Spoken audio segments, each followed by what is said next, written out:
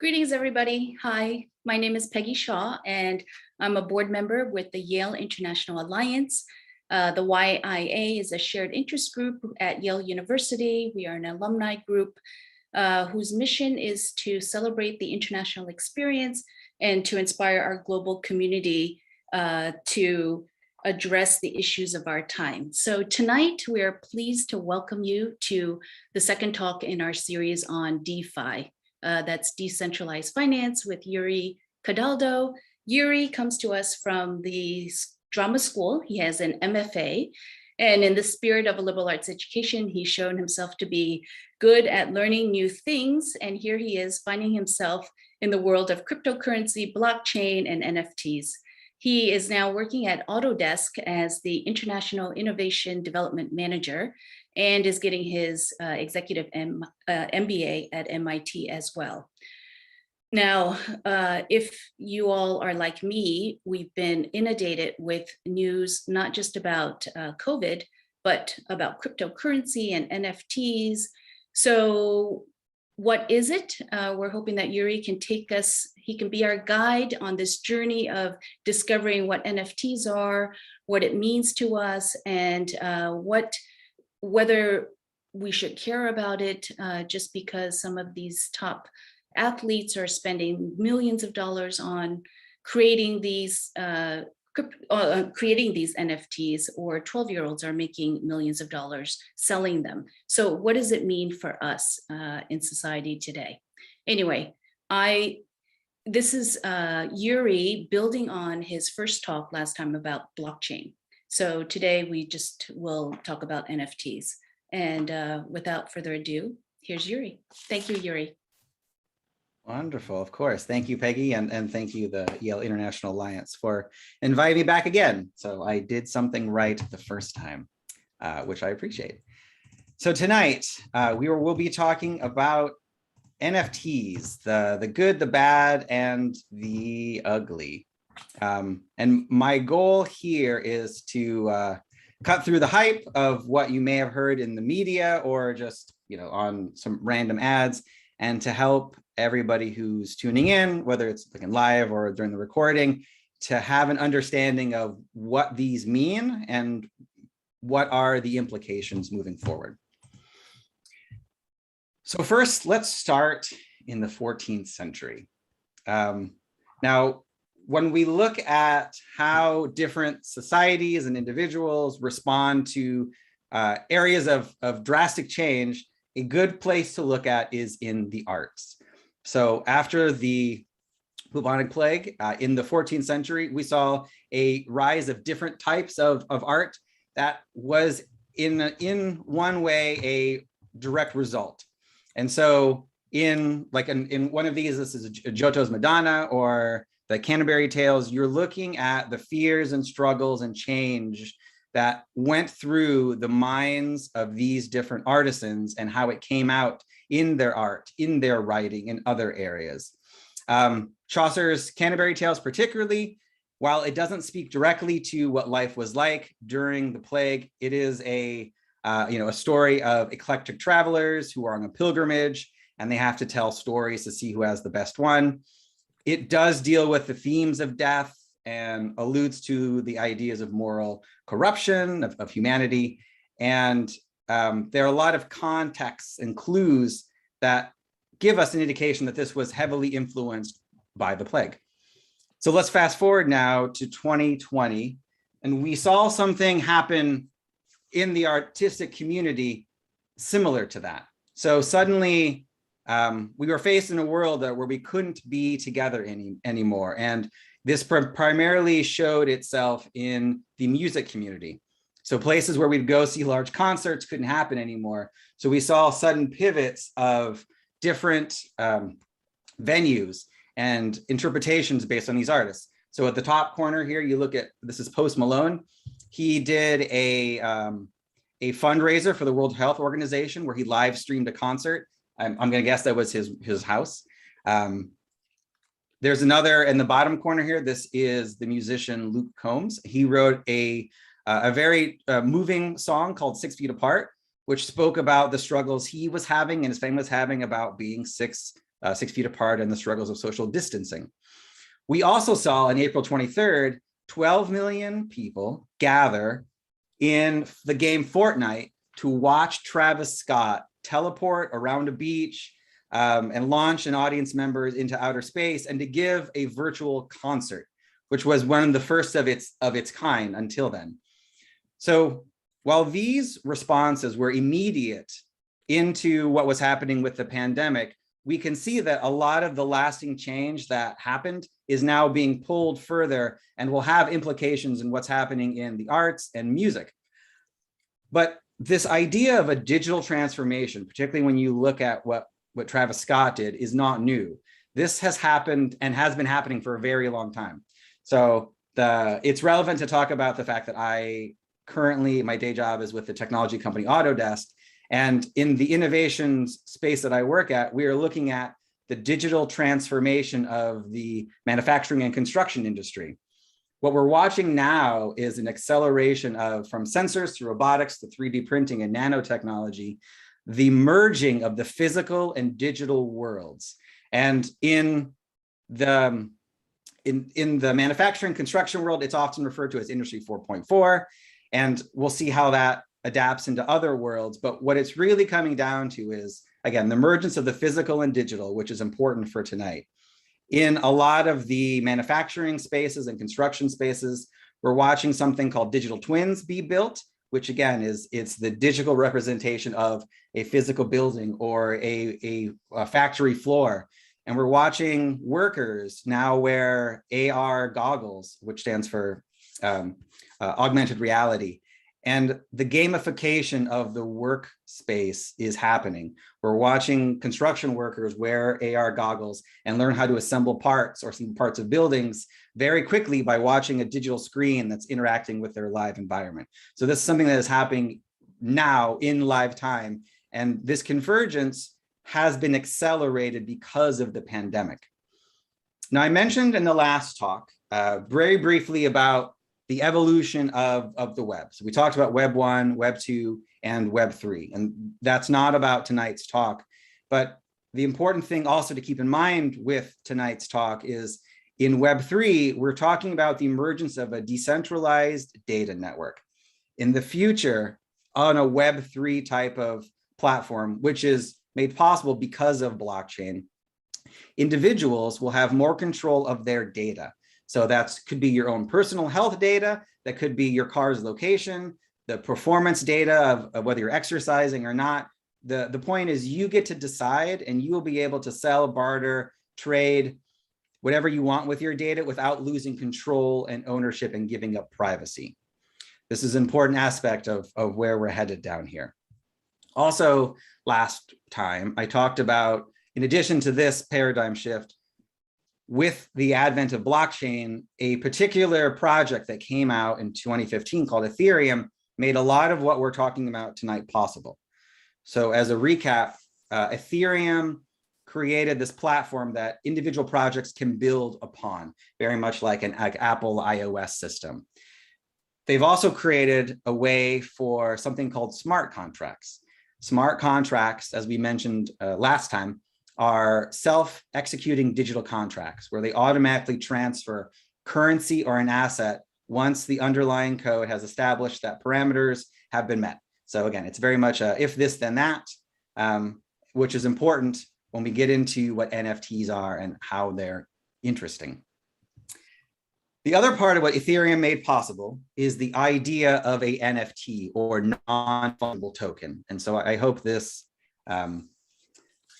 slide here kind of illustrates a little bit the difference between the fungible and non-fungible and tangible and intangible. So, so we're all on the same page. Fungible means can be swapped out or is interchangeable. So think of money, that, or in this instance, what we're showing a Bitcoin can be swapped out. One Bitcoin looks the same as another. When we get to the non-fungible part, non-fungibles mean one of a kind. So we're looking at, in this sense, things that are copyrighted, art, real estate, and then we'll get into these different types as well.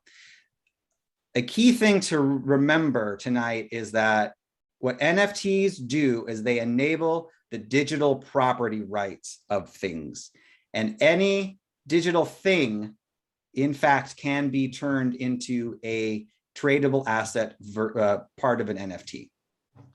So tonight, I'm going to go through these 5 different NFTs and what each of them mean for currently in the market and then potentially for the future. I'm going to talk about exactly what gives them value, how you should look at them or not look at them if you so choose. And at the very end of this talk, I'm going to give you what to look out for. Like, what are the pitfalls with all of these things to be aware of, so that you can make your own decision. I am not an investment advisor, and I'm not your investment advisor. And so you should, no matter what, at the end of this, make your own decision. Part of what my job here is to give you the pros and cons so you can make an informed decision. Now, the best, or one way to think about NFTs right now, is that they are not just a pure money play, which is the impression you might get if you just have been watching or reading news about NFTs. I have mentioned this also in the last talk, but the idea of stories and storytelling, that tonight, and I hope to demonstrate that, you'll really find out that that's what gives NFTs their value. So when I talked about Bitcoin and I introduced Bitcoin to the group before, I told you the origin stories of Satoshi Nakamoto and Bitcoin pizza. Those stories are part of the folklore of Bitcoin, and in fact give Bitcoin some of its value. The myth, the legend of it. So tonight we're going to go into some of those and each of these: collectibles, games, virtual land, crypto art, and I'm calling it other, and I'll get to that. And what are the stories behind some of these? Where does it get its value? Now, here are some unique features of NFTs that are true. So when we talk about NFTs across all of those 5 categories, each of these are the same. So NFTs are indivisible. So once an NFT is created, you can't cut it up into pieces. I'm going to explain to instances where you can, which is a little bit later. They are, in fact, indestructible. You have to actually destroy them if you want them to no longer be around. They do guarantee, in most cases, ownership. So this is how you can track the ownership and provenance of objects or real estate. They are verifiable. They all happen on the blockchain. And as you remember from my talk last time, anything on the blockchain is verifiable and traceable. And they are, in fact, interoperable. So they can be traded, purchased, sold. Once you have access and control of one NFT, you can then buy and sell and trade it and make money off of it. So what makes NFTs valuable oftentimes is that they are a store of culture. Some have described NFTs as a narrative with liquidity. But what you're able to do now is the ideas of emotions, feelings, memories, these are all valuable. And now that NFTs have come around, we've seen a way for individuals to monetize those. Now, when I say culture, that is a very loaded word. I'm going to just give a definition that I looked up for tonight, but it's the arts, beliefs, customs, institutions, and other products of human work and thought considered as a unit, especially regarding a particular time or social group. So it's that's like ideas of a social group that I really want you to think about tonight, because I know culture, again, can mean a lot of things to a lot of people. Some of the important cultural artifacts of our time are internet-based memes. And this is where a lot of when you think of maybe traditional NFTs, a lot of this is coming from that. So ever since the mid-2000s, I'm sure many of you have come across thousands and thousands of these images, videos, GIFs while searching through social media. And memes are powerful because they represent ideas, beliefs, and behaviors in a way that oftentimes individuals cannot convey themselves. So I know in my instance, I do this a lot where like I'm in a conversation, or I also post a lot on my Instagram photo where when I'm feeling a mood, I sometimes can't put words to it, but I can put a picture to it. And those are memes nowadays. And what we've been able to do is, again, it's like drop the perfect meme. So when I look, and I'm going to tell you about the next areas of these 5, we need to talk about the culture that is producing these. So think of this as thinking about the thinking of others. And for a moment tonight, I want you just to take a step back, and from whatever your preconceived notions are, what you think gives value to these, you have to understand the area and the individuals and the culture from which these artifacts have risen. So some key things about the social group that came up with NFTs and the culture of it. Obviously, these individuals have been in the blockchain space for a while. Many of the individuals who either created them or helped create the value of them have made a lot of money in Ethereum. So they are predominantly computer programmers. They are predominantly male. They are predominantly white. The other thing to think about this is that certain genre and types of individuals also are more computer savvy. They grew up predominantly liking sci-fi and growing up on science fiction, where that goes. And so I know this is a generalization. There are individuals who are different from that, but think about that as the predominant culture that help shape what we're looking at right now, because it will give a little more meaning to what things are. And so why you can't ignore what NFTs are, simply because of the fact that they are a huge market opportunity right now. In the last year, they have reached over $27 billion. And NFTs themselves, again, are digital ownership tokens. And the reality of this is this was only in the first 10 months of 2021. So NFTs, while they have been around since 2017, like I mentioned in the last talk, from the advent of when Ethereum came out with CryptoKitties, they really haven't been a thing that people really get into until the pandemic hit, and really until 2021. And in 2021, they have created $27 billion worth of sales. So the different elements. So first and foremost, I want to talk about collectibles. Now, what do collectibles have? How do they have meaning? They have meaning and value around the narrative around the asset. So just think about these and like the physical collectible items that you may own, or friends that you may own, whether it's cards or dolls or any kind of thing. There's a story and a meaning and a narrative around that asset. I know in this photograph we had, there's some Star Trek memorabilia on here. There is a story around how you feel about Star Trek and Spock and what that was like, and when you were potentially introduced to that.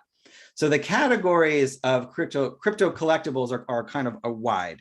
So you've got different types, but basically what it comes down to is that anything that can be digitized can essentially be collectible. So it could be art, it's music, it's clips, it's sports, it's games. We're seeing a lot of this happen right now with trading cards being digitized. You actually can own the NFT, which is of your favorite basketball player, or I think they're doing it also in soccer too, and in action. So there's a lot of things you can do that have been digitized. So for example, in the gaming world, some collectible items you can have in games are weapons, your clothing, accessories. In the art world, it's photographs, it's memes, it's doodles. Again, I mentioned before, in the sports collectibles, it's trading cards, it's video clips. All of these can be sold and set up on the blockchain as an NFT, but it's also other physical items, if you want, can have a digital representation. So an old watch that has been passed down from your family for years and years, you can create a digitized version of that as a collectible, potentially sell it. How an NFT is created. I'm going to go through this very, very quickly, just so you have an idea of how somebody might do this and what it really means. So again, NFT is anything digital. And so this is the quick version of it, of basically a creator will make a digital artwork and they'll set up individual characteristics for them. So it could be one thing, it could be 1,000 things, but each individual NFT is unique. So there's different characteristics of them. The creator then, she will mint it on a unique piece of code, and that transaction ID then becomes part of the blockchain, and that makes that unique. They then can do what they want with it. So they can put it up for bid, on an online auction NFT marketplace. They could just actually keep it or give it out to anybody they want. And then an individual collector can buy it with a cryptocurrency. Most often it is Ethereum, and then they choose to do what they want to with after it. But that is the fast version of it. When we get into crypto art, and this is the most, I think, well-known version of this, this is where things get a little bit sideways. So I mentioned this particular painting piece of art before. So this is called The First 500 Days. It was sold by an artist who goes by Beeple. His real name is Mike Winkelmann. You can look him up. He's been a digital artist for years. He made $69 million, and this was sold through Christie's. It was the first purely digital work of art ever offered at a auction house, and it made Beeple one of the richest living artists. Now, what's interesting with this, and you're going to see this trend coming up over and over again, the person who bought it, he goes by the name Metakoven. That is his handle, and he paid for it using Ethereum. And he is a Ethereum billionaire, lives in India, doesn't actually have a physical address, but that was what he does. And he actually owns no physical assets. Now, he went on record as saying he thought it was important to spend $69 million on this artwork because it helped not only prop up the community as in digital artists, but it also gave Ethereum a physical use case. Beeple does not think very highly of NFTs, even though he keeps selling them. After each time he does it, he actually cashes out immediately because while he's not sure if it's a bubble now, he believes it's going to be a bubble at some day. And the other thing to keep in mind with artwork as you start looking at it is the tax implications. And I'm not going to get into the actual taxes. You should talk to a tax advisor. But because cryptocurrency is this weird gray area, particularly in the United States, it's treated in a different way. It's treated like physical property. So you're taxed on the appreciation. But with NFTs, you're actually double taxed. So you will be taxed on the sale of the art itself, if you make money on it, and you're also taxed on the cryptocurrency you use to buy it with. So if you bought Ether at any time and you made any money or lost any money, that potentially is a tax implication. Same with the actual piece of artwork itself. So it's just things to keep in mind. Now, when you talk about and we think about art, we have to talk about CryptoPunks. CryptoPunks are one of the earliest NFT projects that came into existence. They popped up in 2017. They actually, it's a series of 10,000 of these. They are 24 by 24 pixel art images that look just similar to this bouncing monkey you're seeing here. They're very kind of lo-fi and digitized. They were created very cheaply. They actually were given away for free originally. Now, most recently, I think it was over the summertime, one of the CryptoPunks, it may have been this one too. Yeah, actually, yes, because we have it on there, was sold for over $1 million. And actually a few of them have been sold at Christie's as well. Now, remember I talked about storytelling. This is part of the historic artifact that the community highly values.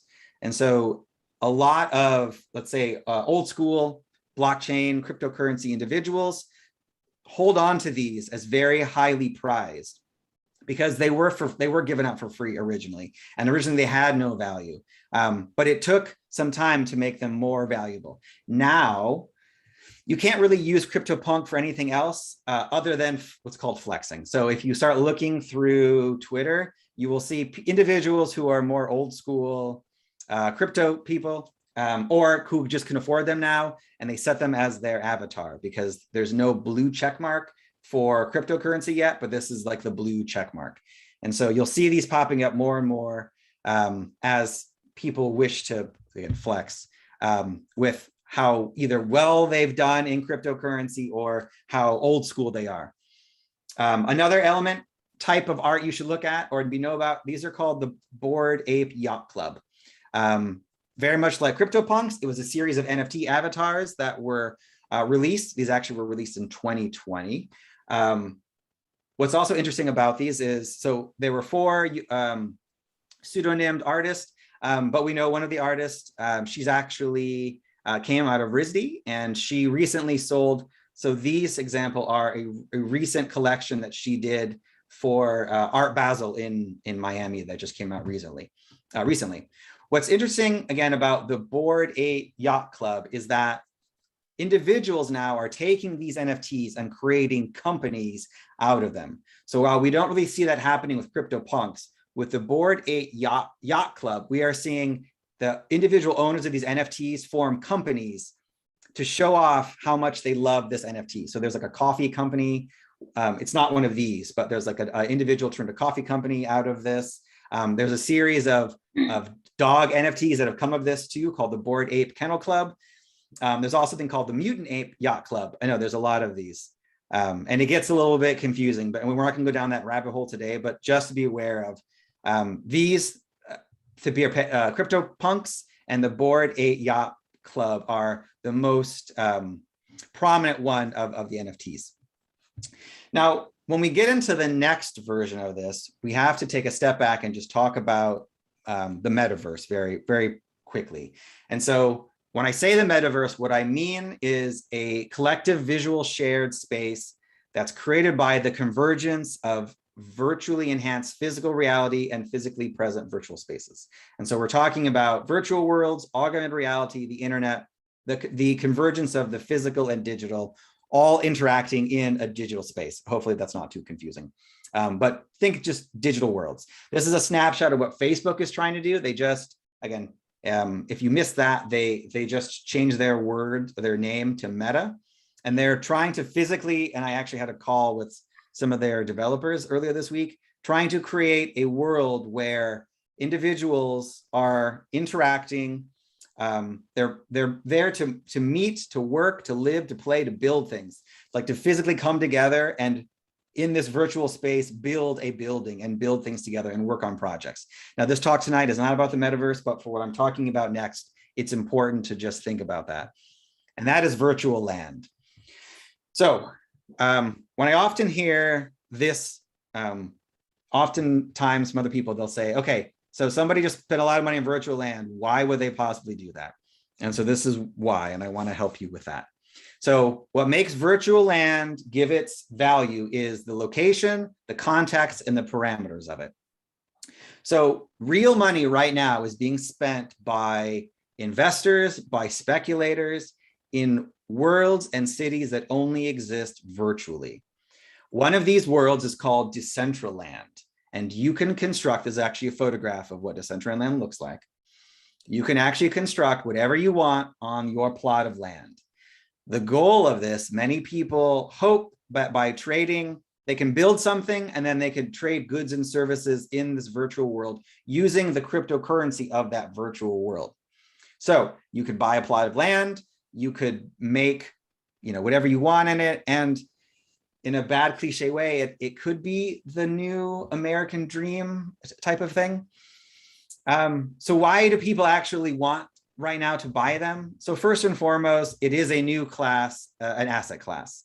So buying physical land is really difficult. And for some people, it's out of their reach. Right now, we have watched, particularly in the last year, virtual real estate explode. You can essentially spend very little money and get out of it something that is worth a lot more to other people. You can also take your land and again, build something else on top of it. So there are a lot of individuals, there are companies right now. Adidas is trying to do this right now, building virtual storefronts where they know that at some point you will have an avatar that walks around these virtual worlds. You will walk into this virtual store and you will buy virtual clothing for your avatar. There are also individuals who are making actually pretty much anything else you can think of to buy and sell. Casinos are one of them, digital art galleries. There's a lot of ad campaigns that are happening from that. People are hoping to be able to rent out some of their spaces for others. Again, it's mimicking the real world, but in the virtual space. And there are enough people in there right now that real value is being created. The thing that's really driving it right now is FOMO. So a lot of individuals who didn't catch the Bitcoin craze are now looking at virtual land as the next potential Bitcoin craze. And so some of those individuals are throwing a lot of time, attention, and resources into it because they missed out and they don't want to miss out again. And this is a potential earning opportunity. And the entry of cost is very low, especially when you compare it to, let's say, trying to buy real property in the real world. Now, this actually is, so this is a snapshot from December 6th. We have seen actually digital land be incredibly high demand, very much. Oh, thank you.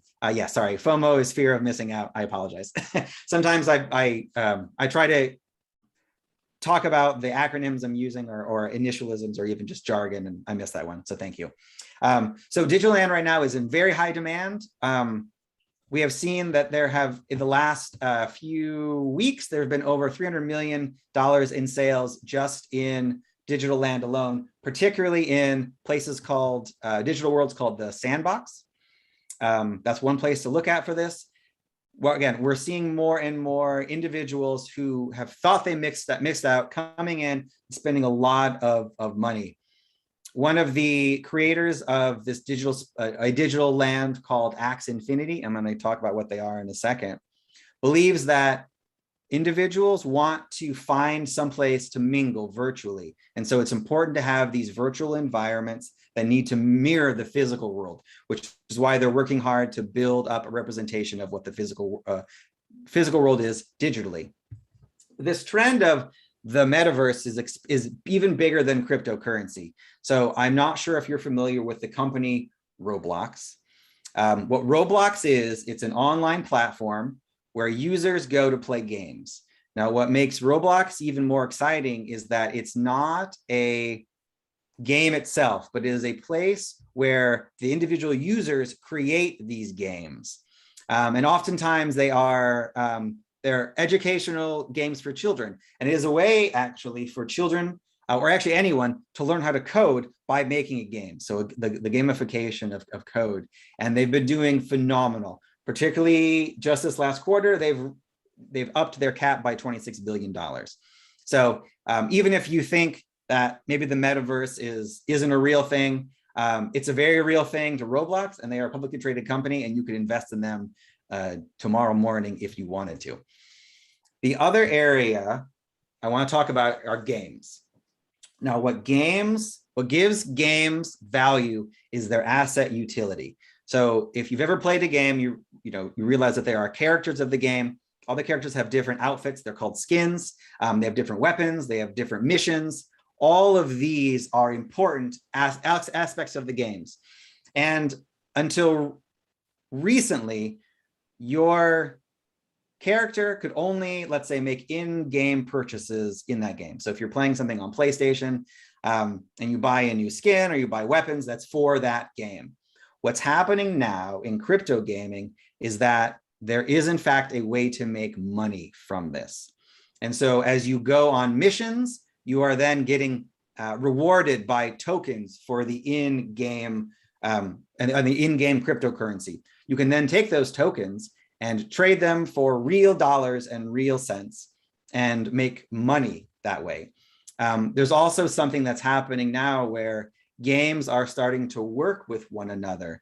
And so in the future world, there could be a world, and it's not the not too distant future, where you spend money on a character skin and weapons, and you'll be able to own that and take it with you. So what's happening now in the cryptocurrency games themselves is when you own, let's say, a skin or a weapon, it's an individual NFT. You can take that NFT and you can sell it in a marketplace. And so you're not beholden to, you're not stuck with it forever. You can take it and you can sell it. And the bigger the game is, the more it potentially could be valuable. So here is one game you should look up, and if you're interested. It is the first real, let's say, NFT game. It's called Axe Infinity. Axe Infinity actually has become the most traded NFT collection ever. So in Q3 alone, it's traded more than $2.5 billion worth of value. So what the game is itself is a Pokemon style game. And you take these monsters called axes and you pit them against each other in battles, and you can breed them to create other axes. And so each of these axes has, again, weapons and different attributes that makes them valuable. You can sell your axes. And as you play the game itself, you then get the individual axe dollars of the site, which then you can then turn into real dollars and cents. And it's really basically like a social network where people can come and battle and fight with each other. And it actually is a way for people to make money. So this really happened. You can go, this is a documentary. I recommend looking it up. It's 18 minutes long. It's called Play to Earn.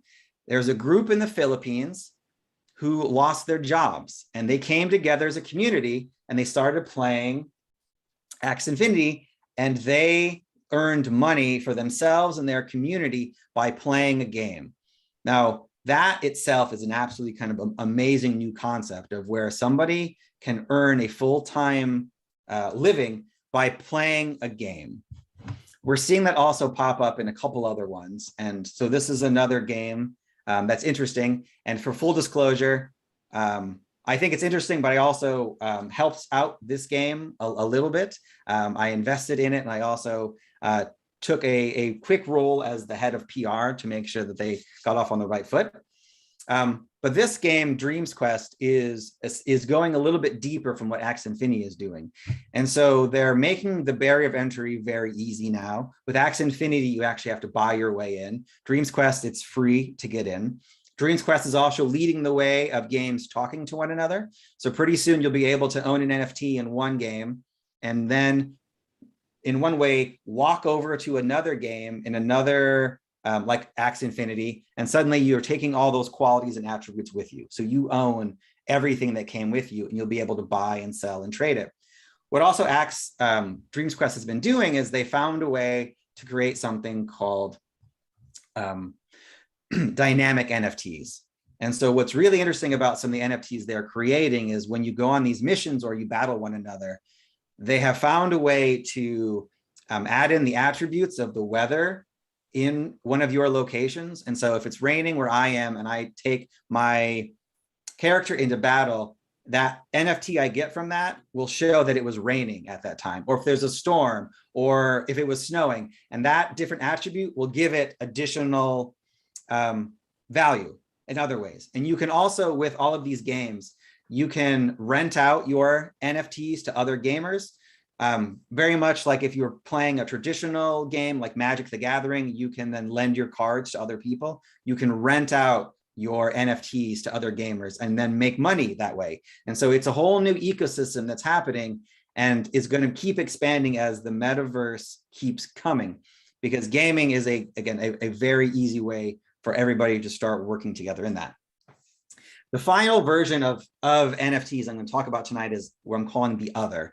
And there's a few different aspects and attributes of them that actually are really exciting. So the first aspect of this other is the idea of fractionalized ownership.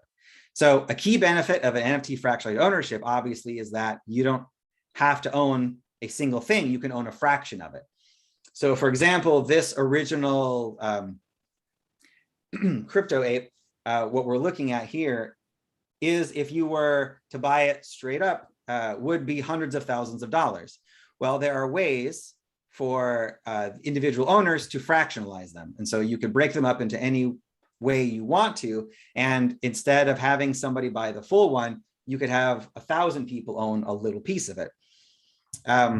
This enhances the liquidity of a lot of the NFTs. So for example, if you owned this particular NFT, you're holding on to it until you can sell it. And so for a lot of people, they're just going to hold on to them forever because they have a storied value to them. But for others, they may want to get some liquidity out of this. And so if you fractionalize it, you can then own multiple shares if you wanted to, or you could sell them off in pieces. So you're getting some liquidity from that, and you're not just particularly stuck with this individual asset. Also with this comes an extra fee for the curator. And so I'll get to this when I talk a little bit more about why artists particularly are excited about what's happening with NFTs. But the originator of the NFT can decide if they get commission off of any of that. and it's in perpetuity because it's written in the blockchain. And so with this, if you fractionalize your NFT, you will then in perpetuity get a commission any single time a fraction is sold off. So it's another form of income with that one. Also, what we're seeing with the other category is the idea of, again, fractionalized ownership of physical objects, and then new ways that clubs are being organized. So in this instance, somebody spent $2.3 million for the NFT of McKellen. And what they got was actually a double cast of it. So it holds 600 bottles of 30-year-old whiskey, and the individual who owns it bought it at auction. So they own the digital rights and the digital representation of this 600 bottles. So what they can do with it is pretty much anything they want. They can hold on to that digital token, and if they want, they can sell it. And they actually don't hold on to the physical object. The physical object is being held in storage by McKellen right now. And so they can trade that very easily, which is much easier than trading 600 bottles. This is a not uncommon thing that happens right now in the wine industry and how wine shares are traded. That token itself could go up in value. So without having to sell anything, this that owner could in fact trade that token if they wanted to. Also with this type of, or again, at the end, they could then cash in their token if they wanted to, and they could get all of the 600 bottles in any kind they want to. And if what would happen in that case, then the digital token would be destroyed and they would take physical ownership of the items. We're seeing this also happen with other types of clubs. So for example, Sarah Jessica Parker has a wine club, and she has a digital token for her wine club. Now, what's interesting about that is there are only a limited number of shares. So let's just say 100.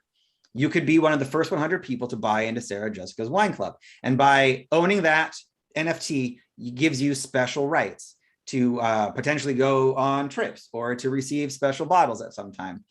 But in addition to that, as this is more well-known and potentially as her wine goes up in value, so does the value of your NFT. So now if you're a member in a wine club, you pay a yearly membership, but you can't sell it to somebody else.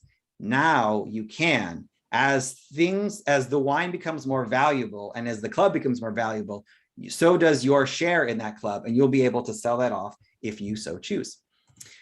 We're seeing Nike do this exact same thing. And so Nike is getting involved into the metaverse. They're going to have a Nike store, but they've also started NFTs for their shoes. So in a very similar way, think about this in a pair of Nike Jordans, or Air Jordans. You buy a pair of Air Jordans in an auction or anywhere else.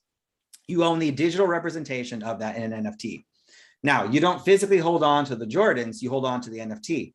And if you want, you can then fractionalize it. You can sell it off. It gets a little more complicated on how to do that, but let's just say you hold on to the singular NFT. If someone else wants to buy it from you, you buy the NFT. When you're ready to get the actual shoes, you then contact Nike and you say, burn my NFT, I want the shoes. You burn the NFT, which means Nike destroys it, and they will physically send you the physical objects. But until you burn it, you don't actually hold on to the physical objects. They are held in storage, safe and sound with Nike. And so it is a very easy way when you start thinking about this and extrapolating out ways for individuals to trade goods and services without actually having to hold on to the physical object, as long as the physical object is safe and sound. And the last little part of this also is the idea of fractionalized property. And so we've already seen this come out in a few startups, but now with NFTs in your own house, you could buy and sell fractions of your house. You could buy and sell fractions of any properties. There's ways that you could do this with mortgages, where potentially you could buy and sell parts of a mortgage or be lent out parts with different individuals coming in and being as the individual backer. The bigger implication of this too is landowning rights. And so only 30% of the world's population has legally registered rights to their land and property because they can't find the actual clearly defined rights. An NFT, which is written in an immutable ledger, is always traceable and trackable. And so it's an also way to make other individuals who are trying to own land ways to do that. And I realize time is running shorter now, so I'm going to speed up on this. But I want to talk about the challenges, because there's a lot of upside that people talk about, but there are actual limitations and some weird, shady stuff that's happening you need to be very aware of. So right now, the NFT market is very speculative. The value of an NFT is based on aesthetics and sentiments, and that doesn't mean that that's valuable forever. So in a way, some people describe the NFT market as standing on a pillar of speculation. So particularly with digital artwork, we've seen a lot of times where if you buy digital artwork from, let's say, somebody famous, it's actually worth a lot less than what you bought it for. There are a lot of regulations and copyright issues that are happening right now. So NFTs are not regulated. So you have to invest in an asset or on a platform that you actually trust, because they could at any point pull the copyright from you, or the platform you're buying it from could disappear. There's a lot of lack of securities right now. There are a lot, NFTs have been targets for security breaches. They also are difficult because of the fact that they have to be stored on servers. And so it's very expensive to do that. There's an environmental sustainability part of this. So we talked about last time about the idea of proof of work. Well, Ethereum also works on proof of work. So anytime you start making transactions on the Ethereum blockchain, then it requires mountains of servers to go to work, which does have a impact on the amount of energy being used. And again, the idea of storage, and I briefly kind of mentioned that, but the marketplaces you go to buy this, the most common ones are called OpenSea, Mintable, and Rarible. You have to trust that those markets will still be around. They are not regulated. They are highly liquid, and at any point they could go away. So just kind of think about that forever. Think about that, because once they go away, if they go away, your NFT is gone forever. The other thing to think about with NFTs is the dirty little secret of they are in fact being propped up. So this is some tweets. So for example, some of the original NFTs, even in the Bored Ape Yacht Club and the CryptoPunks, what people would do is, since they got them for free, they would ultimately put them up online and they would buy them for themselves. And they would do that over and over again. And so they're being propped up because of the fact that everything is anonymous, you only see transactions going back and forth. And so a lot of NFTs, it's hard to tell if that is their true market value, or as if the owner of them is trying to make sure that they are valuable and propping up their value by doing a wash trade or a pump and dump. And that's something that we don't know, and it happens quite often. The other thing to think about is the idea of NFTs as a new concept, because they're technically not. For the last 20 years, we've had something called DRM, which allows individual people to, in fact, look at the context and realize that there, in fact, is a functionality, an authenticity of an object. And so this digital rights management, what it stands for, has been around for a while, and in fact is doing what NFTs are doing right now, but has been doing it for a while. The other thing to think about is copyright laws. Just because, again, it's one of those easy things to say that once you have an NFT means you have the copyright rights to it. That is, in fact, incorrect. Unless it is set up correctly, the creator, in fact, may not give you the copyright rights to the object that you spend hundreds, perhaps millions of dollars with, which means you can't technically broadcast it or show it on Twitter or even resell it. There's a lot of iffy issues with this. And so again, just because you own the image does not mean you actually own the rights of copyright. And even then, I think I may have saw a thing that come across this in the chat too. Particularly with like CryptoPunks, I can take a digital snapshot of it. Now, what that means is I don't own the digital rights to that, but that doesn't mean that I can't take that CryptoPunk and put it up on my own profile if I want to be a troll. There's actually a whole article written about how you control people if you want to. And some people get very offended when you use their CryptoPunk without their permission. So just buyer beware on one of those. In a lot of these, like for example, if you look at CryptoKitties, which were the original ones, you were only allowed in the fine print to ever make up to $100,000 from a CryptoKitty. Anything above and beyond was against the law with that. Or, for example, Kings of Leon created their own NFTs at the beginning of the pandemic. In the fine print, they stipulated that the NFT was only used for personal consumption only, and that you could not resell it. The last little bit about this, and that's what I want you to warn you about, is now I'm going to say asshole because this guy's an asshole, is dropping an NFT and getting a cash grab. So right now you're seeing like Michael Cohen doing an NFT of his prison badge. A lot of celebrities, from Paris Hilton to Grimes to Elon Musk to Shawn Mendes, all created NFTs because they made a lot of money, and every single one of these NFTs has dropped substantially from the moment it was released. So be very careful when you're looking at celebrities dropping NFTs. This other guy here, Gary Vaynerchuk, who calls himself the booster in chief, he is predicting that all of this is going to come to a very harsh stop very time soon. And he should know, because he is one of these other assholes who is creating a cash grab and selling whatever he wants for a lot of money. So he made some doodles on and I'm being actually harsh on Gary Vaynerchuk, but I do that for a reason.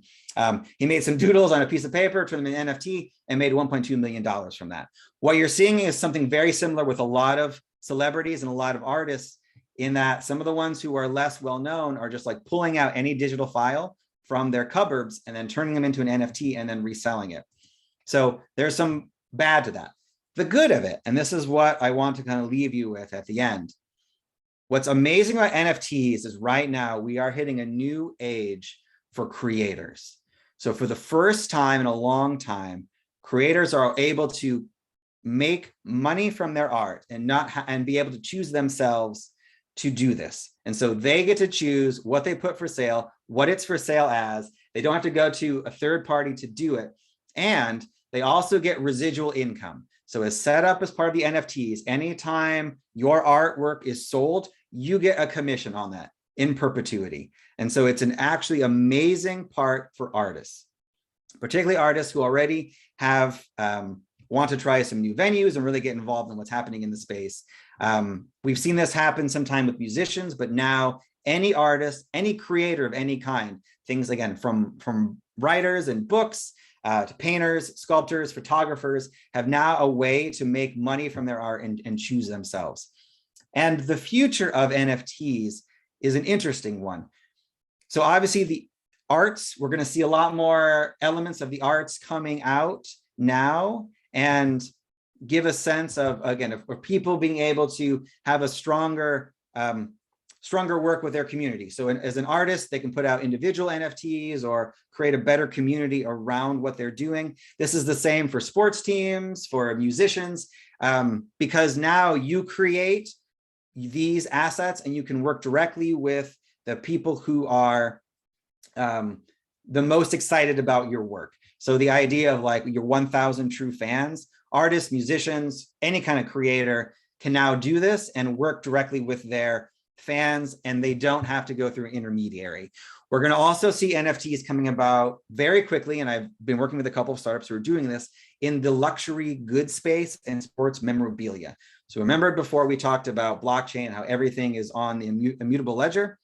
So the counterfeiting of luxury goods, huge problem. How do you in fact trace that? Well, there are ways to attach physical items that are then connected to digital NFTs, where you can make sure that your Louis Vuitton bag actually was created at a Louis Vuitton factory, and you'll know the date and time and who actually created it and go that way as well. Again, and even the bigger part of this, again, is the idea of ownership. So it's exciting for the idea of banking the unbanked and helping individuals rise out of poverty by having land ownership and access to ownership and deeds that they didn't have before. And so the future right now is still being written, which is why a lot of this is very nebulous. But if any of this sounded interesting to you tonight, I recommend you go deeper down each of these rabbit holes, because each of them themselves are their own individual talks that will take a long time. And I know I've gone longer than I was supposed to, but we'll open it up for questions, and I'll stay on longer because I know I talked more than I did last time. So Peggy, I'll pass over to you. Okay, thank you so much, Yuri. That was a lot. You've certainly taken us through a quick tour of all that NFTs have to offer. And I feel that we're just getting started. There's so many different facets to it, and it's open. There are more opportunities, it seems. There's one question directly related to your last point about artists, which is one of the main benefits. Do creators get to determine their commission percentage? How is that worked out? Yes, and so so this is, I think, it's worthy of another talk unto itself on how to create them. And the difficulty part sometimes is the artists who create these are not necessarily coders, and so they sometimes mess this up. But as the creator of the NFT, you get to decide the percentage you get, if any. So you can put them out and decide to get nothing, or I think it's a max of like to 20%. And that is written in the blockchain and cannot be changed ever. So anytime your NFT changes hands, you will get a percentage. Okay, wow. Somebody also mentioned that there's a company with a token called Vera that allows for NFT rentals, finance, mortgage, etc. So it seems like whole new industries could evolve from NFTs alone. Yes. Oh, yes. This is, Okay. again, it's really exciting right now. There are so many industries that are coming from this in many different ways, and we're just watching them pop up right now. Wow. Well, thank you for also talking about the pitfalls of this industry, because I think without knowing what to look for, it's hard to get sucked in and be part of FOMO, right? And then look into all the positives that it has to offer. So I didn't mention this before, but I would like to reiterate that Yuri is not a financial advisor. So he is just taking us through a tour of what NFTs offer in the world of NFTs, but it is not financial advice. So it's really just helping us form a knowledge base on what NFTs are. Okay, so there's another question, more about the macro picture. So given that NFTs are affiliated with cryptocurrencies, do you think in the near future we'll see any intervention by government bodies? So yes, we definitely will. And you're right, because of the fact they are connected to cryptocurrencies, they are indistinguishable, basically, because they were built on the backs of those. And in many of these worlds, like the gaming world, you actually are using your NFTs in exchange for their own cryptocurrency. And so regulation, as I mentioned in the last time, regulation is coming. Gary Gensler is very keen on this. And regulation this is not a popular statement in amongst the community, but I believe regulation is good for the community itself. While many of it is the Wild West, you need some parameters, you need some rules, because we have seen in many other times, again, like what's happening in NFTs, some individual investors are going to get hurt. There will be a time when suddenly NFTs will not just like skyrocket in value every single week. That is not possible. That's not sustainable. And there will be a lot of individuals who are left holding the bag. And so being able to do some regulation on this, particularly around, again, the individual NFT owners who are then buying their own NFTs to artificially inflate their worth, it's important. So regulation is coming. I don't know when that is, but look out for it. Okay, that's also good to know. There's one question about the FOMO. So their concern is that the mania over NFTs, digital real estate, etc., is just preying on people's fear of missing out. Is this just another redistribution of wealth from those who can least afford it to those who already have too much money? I mean, that's a very loaded question. Yeah. I mean, you are, in one ways, you are not wrong. I think that is a bit of a cynical way to look at it. Again, I'm an optimist, and I also very much, as giving this presentation, am probably pro this. And so I see it as the other way of ways for individuals who don't have access to a lot of means to be able to get involved in these areas and gain wealth for themselves. But yes, like that is the other side of the coin, where especially we're watching now a lot of large corporations or wealthier individuals are buying up, say, a lot of the real estate land. And so it is, yeah, I mean, both ways are coming, unfortunately, and it's hard to do one without the other. Mhm. It's just something for us to look forward to. Yeah. Now, we have two other questions, and I know we're pressed for time. These are a little bit more specific about art, and I love how you described the benefits of NFTs for artists, right? Mhm. Often artists would sell their art for a lower price, and then it gets sold and resold, and they don't have a share of that, of what they have produced. So NFTs is certainly a game changer for them. One person's asking, okay, people are taking pictures of his physical art, melting ice. Would NFTs be a platform to create contracts that this artist could use to authenticate other people's photograph of his art? Yes. So that, So okay. yes. So I mean, that's the easy answer is yes. But that's again, this is where for the first time, it's exciting about that, because as an artist, you get to decide, or you get to put out whatever NFT you want, and you authenticate it. Now, that's the other part about the artwork, which I forgot to mention, is that when you buy an NFT, you have to make sure that it's authenticated by the artist, and that in fact is authentic, and that you didn't just buy a snapshot. So in this instance, yes, if your art is taking photographs of this melting ice, then put them out there, and it's your digital signature that'll be attached to it, and you get to verify how many of these that you're releasing, and it's it's another great way to interact with your audience that way. Okay. So this member says they're more concerned about other people taking pictures of their art. So well, how do you authenticate it that way? Yeah. So he wants to give the stamp of approval. So in one way, there's not much you can do. So I mean, like right now, I can go take a snapshot of the Mona Lisa, and then walk around with the digital image of the Mona Lisa. Doesn't mean I own the Mona Lisa or have the rights to reproduce it. So you have to think about it in that way. So yes, like again, I can take a snapshot of anything right now on my camera. It does not give me the rights to ownership. That's where the NFT does. So in this instance, somebody could potentially try to counterfeit your work by taking a snapshot, but it's not real, and it's very easy to trace where that NFT came from, and they know that it didn't come from you. And so that's where part of the education needs to come into play with the average investor, because they may not know to look for that. But that's how you authenticate it, is you know that it originated from you and only from you. And anything else is fake and can be proven as fake. Okay, so one user wants to know whether they can get a copy of your slide deck. So I just want to let everybody know that this recording will be made available. It'll be on the YIA website at the end of all 4 talks. And I guess another way to think about one of these questions is, Yuri, this is your slide deck. If people take a photo of it or copy it or download it, let's say, can they get your permission to authenticate it and then pay you to use it? Or is that getting too convoluted? It's not. I mean, if I created an NFT of it, then yes, they could. I mean, if you want to buy my slide deck, that's great.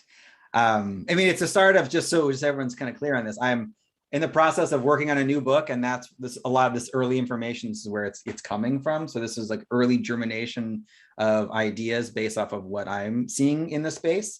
And I recommend all of y'all go down the rabbit holes of each of those, because there are people who are experts in each of those areas, more so than I ever will be. But if someone wants a copy of the slide deck, email me. Yes. Can you share your email again? Oh, sure. And just to be clear, there's no fee for the recording. Okay, that was just an example. Oh, sure. Yeah. Yes, this is all free. I'm not being paid for this. I'm volunteering my time because it's important. I want to help everybody understand what this is, and so you're not taking an advantage of, or if you want to take advantage of it, you are able to make that decision for yourself. But there's my email, yuri@athenian.vc. Okay, thanks, Yuri. And one last question from our member. Sure. So let me just read it verbatim. I am producing a feature film. Can an NFT be sold based on my film? If yes, can I keep the copyright to still sell it, such as to Netflix, independently of its NFT status? Ooh, that's a good question. You should talk to a lawyer on that one. But yes, in theory, you own the copyrights to it, so you can sell it. I know what's happening right now. There's a few directors, Quentin Tarantino, one of them, who's getting in trouble because he is trying to NFT some of his movies, and he does not own the copyrights to them. So he's being sued for that. So yes, you can NFT a movie, you can NFT still shots of the movie, but whether or not you can do all that and then resell it to, let's say, Netflix later, I am not 100% sure, and I recommend you speak with a lawyer. Okay, thanks, Yuri. Sure. In the interest of time, everybody, I think we'll just say good night and thank you to Yuri. I see that there are a couple more questions. Please feel free to email Yuri directly. Some of these are very specific, but for the most part, I think Yuri gave a great introduction to the world of NFTs. Please join us next month, January 13th, on the impact of DeFi on the finance industry. Yuri, again, will be back, and he will take all of these discussions one step further. Okay, thank you. Excellent. Thank you so much. You guys can get really tired of me at the end of all of this, but hopefully it's been helpful. Totally. Thank you. Bye. Bye. Thank you so much. Bye.